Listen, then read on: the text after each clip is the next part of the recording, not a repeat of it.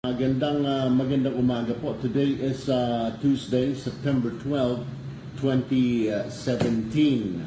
And ang oras po natin, it's quarter 15 minutes to go before 10 a.m. Bago tayo magprograma, lilinawin ko lamang ho yung at sasagutin yung mga tirada ni Senator Antonio Trillanes po kahapon. Bayan, na kesyo fake news po yung nilabas kong balita about sa bank accounts niya.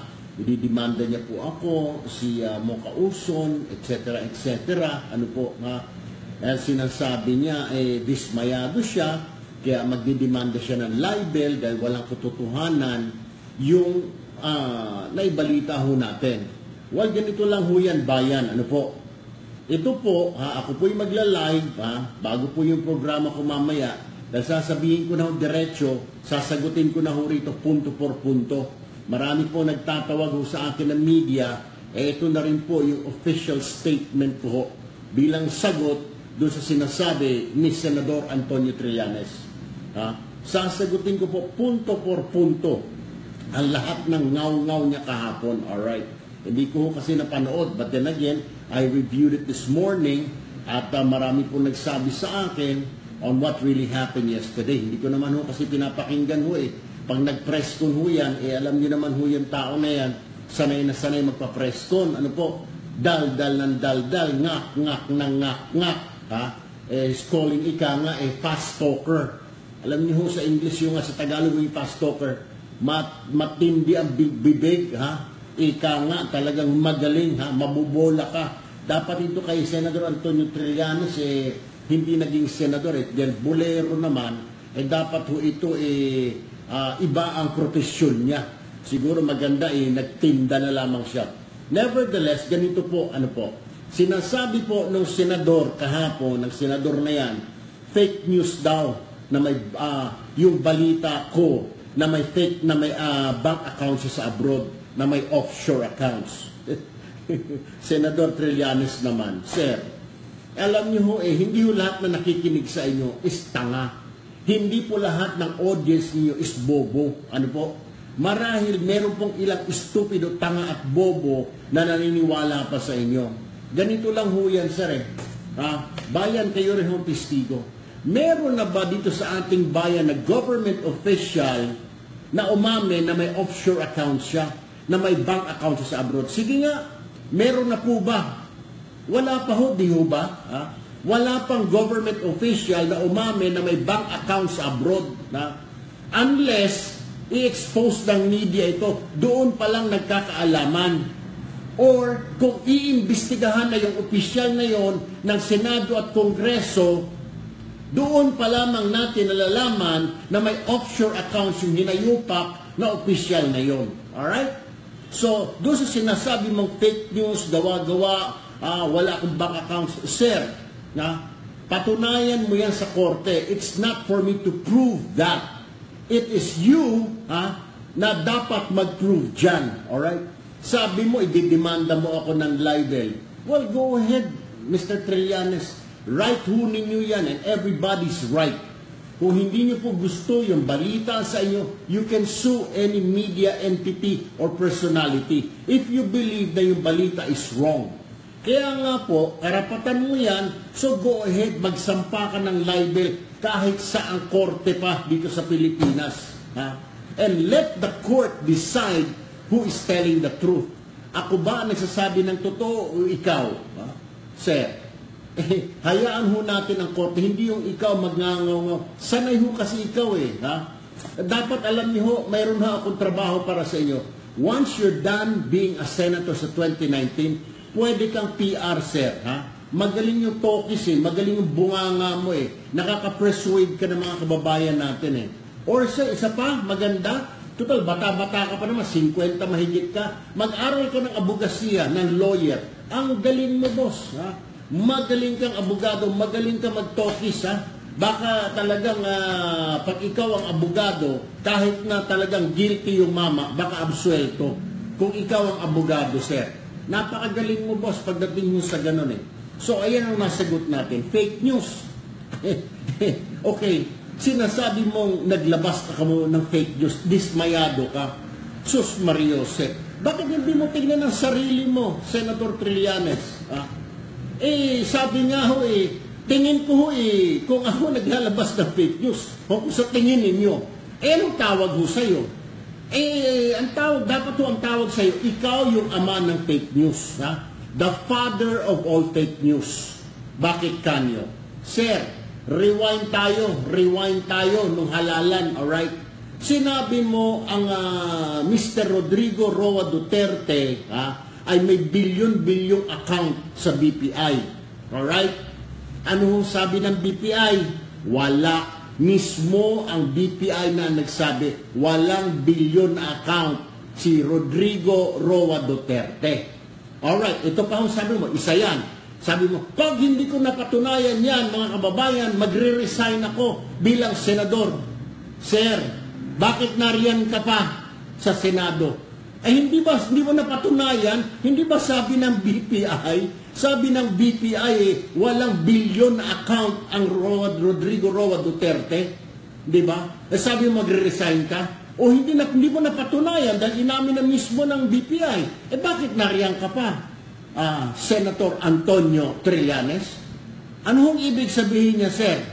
Nagpa-press release ka, nagpa-press con ka primero, may BPI account si Duterte na bilyones, hindi mo napatunayan dahil sabi ng BPI wala. Nagsabi ka rin sa harap ng media, magre-resign ako kapag hindi ko napatunayan na may bilyon si Duterte. Bakit nariyan ka pa? So fake din ho yun, sir. Naisahan mo kami, nalinlang mo kami. Ikatlo, sir, anong ginawa mo? Nagdala ka ng mga testigo sa Senado. Si Matubato, si Las Cañas. Ito, magpapatunay itong dalawa na ito na mamamatay tao ang Pangulo ng Republika natin. Yayariin ko na siya ngayon. Ididiin ko na siya. Murder, etc., etc. Ano po nangyari sa testigo niyo, sir? Yung isa nagtatago na ngayon, yung isa may kaso. Alam niyo nangyari? Bayan, alam niyo naman ho siguro, nanood naman kayo. Hindi naman po ibinasura. The Senate concluded na hindi mapagkatitiwala ang mga source, itong sina Matubato at Las Cañas. Yan po yung findings ng komite sa Senado. Komite ni Senator Gordon, komite ni Ping Lacson, pareho nagsabi, wala, hindi dapat pagkatiwalaan ang Matubato at Las Cañas sa testigo. So ano na naman yan ho, sir? Pangatlo na ho yan. Peke din. Peke yung mga testigo mo, Las Cañas at Matubato, sir. Okay, pangatlo na ho yan. Pang-apat, meron pa. Hihirit ka pa ngayon, sir. Sasabihin mo ninyo, eto na, ididiin ko na itong pamilya Duterte, itong Vice Mayor Paulo Duterte at saka itong kanyang manugang o bayaw ni Paulo na si Attorney Mans Carpio ay involved dito sa shabu smuggling na 6-point-something billion. Sila ang nasa likod niyan. Anong nangyari, sir? Nagpa-press con ka. Anong sabi? Yung source mo, yung pinanggalingan ng balita mo, mismo na ang nagsabi, narinig niya lang. Sino yung source mo? Si Mark Taguba. Hindi ba sinabi ni Mark Taguba? Narinig ko hearsay po na... At saka walang sinabi ang Mark Taguba, sir, na nasa likod ng smuggling si Paulo Duterte at Mans Carpio. Ang sabi ni Mark Taguba, narinig ko na humihingi sila ng tara, binibigyan sila ng tara, o nangongolekta sila ng tara. Pero hindi sinabi ng Mark Taguba, never did he say, na itong si Paulo at saka itong si Mans ay nasa likod ng shabu shipment. Ang sinabi niya lamang tara. Ngayon, nung kinumpronta na, napahiya ka, dinapahiya ka na naman. Sinabi, hearsay po. Ikaw, sir, yung source ng mga fake news, huwag mo akong babaligtarin at sasabihin mo, I am the source of fake news. Dahil ikaw, kung source ako ng fake news, ikaw ang ama, pambansang ama ng fake news ng Pilipinas. Ikaw ang founder ng fake news. Ikaw ang father of all fake news. Ikaw ang nag-imbento ng fake news, Senador Trillanes. Huwag mo na akong paikot-ikutin, Huwag mo na akong dribble. Hindi uubra. Kung may mga kababayan pa tayo, ang naniniwala sa iyo, pues maraming kababayan natin ang hindi na naniniwala sa iyo. Ika nga, sasabihin mong libel, anong ilalibel mo sa akin, boss? Anong ilalibel mo sa akin, senador? Ang libel kasi paninirang puri. Ano pang sisirain sa iyo? Tingnan na ng mga kababayan sa iyo, sira na talaga ang puri mo.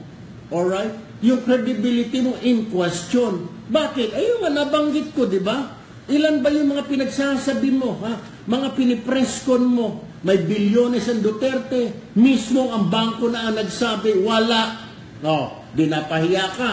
Sinabi mo, magre-resign ako kapag hindi ko napatunayan na may bilyon ang Duterte. Anong nangyari? Bakit nandiyan ka pa rin? Ang kapal naman ng mukha mo. Pinaiikot-ikot mo lang kami. Tapos sasabihin mo sa dyaryo, I will fight Duterte with truth.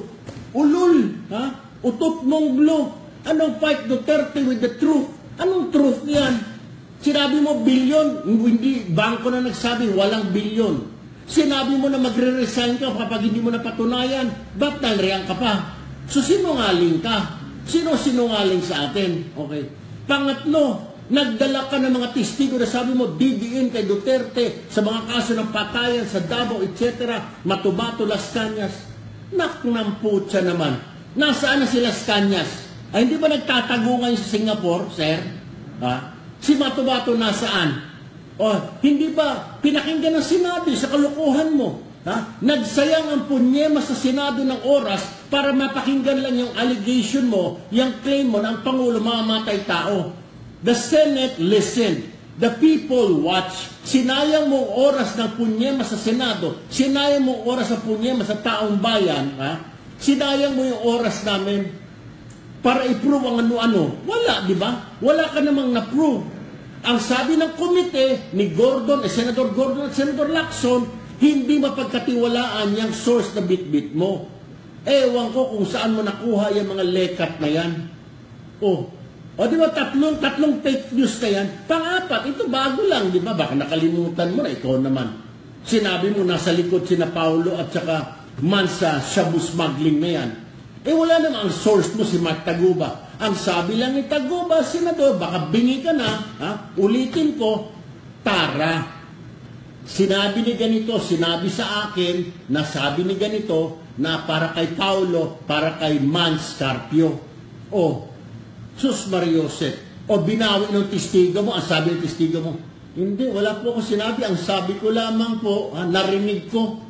Iba yung narinig sa may alam, Senador. Ang problema mo kasi, Senator Trillanes, fast talker ka Mabilis yung bibig mo, boka mo. Alam mo, magaling ka manligaw Pag nanligaw ka, lekat ka marami ka mapapasagot na babae. Bolero ka Madali mo mabola. Di ba? Wala kang kadala-dala. Akala mo mapapaikot mo yung BBC nung in-interview ka. Tira ka ng tira. Binara ka ng binara. Dinapahiya ka. Tapos ako na naman, titirahin mo na naman ngayon. Papreskon ka na papreskon. Alam mo, ang ginagawa mo, takbo ka agad sa media para mapag-usapan. Mauunahan mo na yung mga kalaban mo. Uunahan mo na si Duterte, uunahan mo na kung sino, para yung mindset ng taong bayan. Ay, oo nga pala, tama nga, Pero, Senator Trillanes, mga bobo, tanga at stupido na lang yung naniniwala sa iyo, sir. Pinapaikot-ikot mo ang tao. Alam mo You know how to use the media Pinag-aralan mo Ika nga Pinag-aralan mo yung media kung paano mo patakbuhin sa kamay mo. Magpapapreskon ka agad, uunahan mo si Pangulong Duterte, uunahan mo si ganito, kahapon nagpapreskon ka, didemanda ko si Tulfo, bla bla bla, fake news. Anong fake news? Mag-antay ka, wait, be patient, ika nga, Sabi nga sa English, patience is a virtue. Mag-antay ka. May araw ka. At hindi na kita sasagutin sa Facebook. Mag-ngak-ngak ka man dyan mamaya. I don't give an F anymore. Nasabi ko na. Sasagutin na lang si kita sa korte. Let the court decide who's telling the truth. Okay? Kasuhan mo ako ng libel, well and fine. Kasuhan mo ako 50 million, 100 million, wala akong pakialam. Wala akong pakialam dahil bibitbitin ko yung papeles ko, ipapakita ko sa korte. Tatanungin ako ng korte, anong evidence mo, Mr. Tulfo? Ito po, for your perusal, Your Honor. Go scrutinize my documents. Now you tell me if it is fake or not. Let the court decide, Trillanes, if what I said is fake or not. Hindi ikaw magdidesisyon, okay? And the media is not the proper forum to air your grievance. Puro ka sat-sat puro kang ngak-ngak. Para kang mabuti lang sampalin yung bunganga mo, para kang ewan ko. Ayaw ko na magsalita pero hindi kita maintindihan. Para kang parot. Daldal ka ng daldal. Tapos isa pa, pinaiikot-ikot mo yung mga kababayan natin. Kawawa naman, alam mo. Ako naman, kung papakinggan ka, bibilib sa'yo. Galing, oo, nag-sign na ng waiver. Ulul! Nagtanong ako kagabi sa mga bankers. May mga kaibigan ako na sa bangko. May mga kaibigan ako na mga corporate lawyer. Nag-usap-usap kami over dinner kagabi. And you know what I found out? Yung putragis na waiver mo, hindi uubra, sir. Yung waiver mo pang press release. Baka hindi nga tanggapin ng bangko yan pagbibit-bitin ng tao. Bakit ka mo? Yung waiver mo, sir, kulang. Number one, para i-honor ng bangko yung waiver mo, dapat, sir, ipa-consularize mo. Ibig sabihin, kung yung waiver na yan ay para sa bangko mo sa New Zealand, dalhin mo sa New Zealand yan, ipa-notarize mo doon. In this case, consularize. Ang konsula magtatatak na ito ay totoo, waiver ni Senador Antonio Trillanes para tanggapin ng bangko sa New Zealand. Or ganun din, kung mayroon ka sa Singapore, yung embassy na nila sa Singapore dito, dadalhin mo doon, ipa-consularize mo. Consularize ang tawag. Not notarize, consularize. Lalagyan ng seal ng konsulado o ng embahada na itong dokumento na ito ay pinirmahan ni Senador Trillanes, dito sa konsulado na ito ay hindi peke. Kung walang ganun, sir, hindi tatanggapin ng bangko yon. Pinapaikot-ikot mo yung taong bayan. Siyempre, ang taong bayan hindi alam. Ikalawa, boss, kung yung iyong waiver ay wala namang specific na nakalagay kung sinong tao ang magbibit-bit doon, ginawa mong omnibus or general, mukmukhang fake lang yung waiver mo, boss.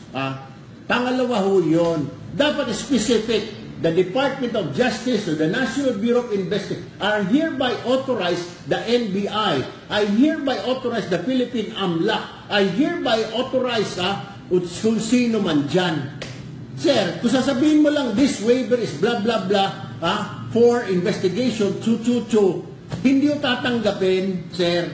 Isa pa, boss, ito ho pinakamalaki na hindi alam, nalalaman ng kababayan natin, okay? Maging ako, kung hindi ako nagtanong kagabi, kung bibit-bitin man yan, kung sino man si Secretary Aguirre ng DOJ o ng NBI, bibit-bitin yan sa bangko, baka mapahiya lang yung tao. Bakit? Sir, tatanungin ng bangko ikaw, tatawagan kanila. Mr. Trillanes, there's a person here by the name of agent so-and-so, and he has a waiver. Will we accept this? Siyempre, nasa sa'yo, sabihin mo kung oo o hindi. Sir, kung mag-withdraw ka nga lang ng 100,000 na check, ibigay mo sa bangko, tatawagan ka ng bangko, 100,000 o 50,000. Sir Trillanes, nag-issue ka ba ng check na 50,000? Ito, may bit-bit si Erwin Tulfo o si ganito, si ganon. Tatanungin ka na kaagad ng bangko, how much more yung bank account, buong account? Papayagan mong sisilipin ng kung sino?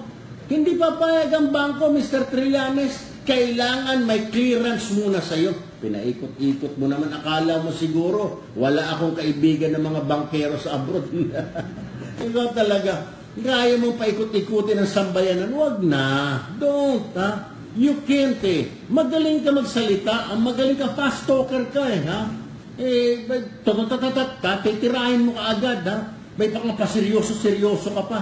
Hindi ka pinapatulan ng mga kababayan, mga kasama mo, senador, Because they're dignified, Hindi ka pinatulan ni Manny Pacquiao, hindi ka pinatulan ni Subiri, hindi ka pinatulan ni Tito Soto, o ni Gordon, o ni Ping Lacson, Pero huwag kang magkakamali, Huwag kang magkakamali, Dahil may papatuloy sa'yo. Alam mo na kung sino, huwag ka nang tumingin. Sige, subukan mo. Call it. Wherever and whenever, call it. Tingnan natin kung kaya mo i-bully. Go call it. Ha? Magpa-Preston ka mamaya, call me. You tell me where. Namputya. Sick and tired of your fucking mouth. You keep on running your mouth. Para kang puwit ng manok eh. Ha? Para kang puwit ng baboy, ganun eh. You keep on fucking yapping. Wala namang sense eh. Nadadala mo sa bilis ng boka mo, talaga nalilinlang mo yung tao. Para kayong mga sinasabi ko, hindi ko sinasabi swindler ka, estapador ka. Para kang mga magsalita yung mga estapador, yung mga swindler. Para kang yung mga miyembro ng dugo-dugo gang. Ganun eh. Napakabilis ng bumanga mo, nakanganga yung sambayanan. Oo, galing. Oo nga, tama. Oh. Yung waiver na yung pinapipirma-pirma mo, wala yan, bulok. Ha? Kailangan po, Mr. Trillanes, para maging effective yung waiver mo, i-consularize mo. Pumunta ka sa consul, ha? Sa 11 yan, pa-consularize mo sa embahada o konsulado ng bansa na yun. For example, yung bank account mo na question sa New Zealand, pumunta ka sa New Zealand Embassy, ipa-consularize mo, parang notarize yun. Alright? Pangalawa, ha? Dapat, sir, na-impormahan mo na yung bangko. Oo, pupunta dyan yung representative ng gobyerno ng Pilipinas para silipin ang account ko. Yung ganyan lang. Number 2, naka-specify doon kung sino an agent of the NBI or Department of Justice Secretary, Batalyan, ilagay mo doon. Hindi yung lintik na open na waiver, bibit-bitit. Magmumukhang house-show. Baka makasuhan pa kung walang pangalan. Specify the name of the person, individual, bringing that waiver to investigate you. Pinaikot-ikot mo pati mga media na, wow, waiver. Oh, yun naman pala eh. Nakapag-waiver, utot mong blue. Yung waiver mo, basura. Kung abogado at bankero natatawa lang sa iyo ngayon, pinagtatawanan ka. Yung ordinaryong tao naniniwala, wow, yun naman pala eh. Oh, nag-issue na pala ng waiver, pwede na silipin. Hindi ganun. Ako rin kahapon, sabi ko, namputya, totoo nga siguro, wala na talagang bank account.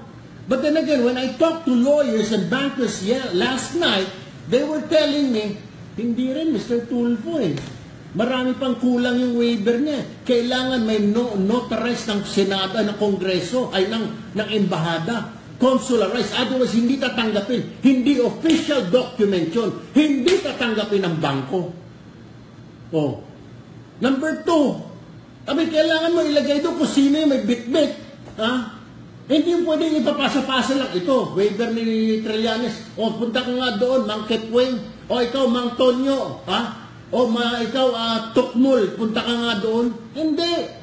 It should be specified there kung sino yung bibit-bit doon, anong ahensya siya, belongs, para entertainin siya. Kung siya lang bibit-bit, kung si Erwin Tulfo lang, hindi papansinin. Walang pangalan ako doon. Ha? Ibig sabihin, wala akong authority, wala akong personality.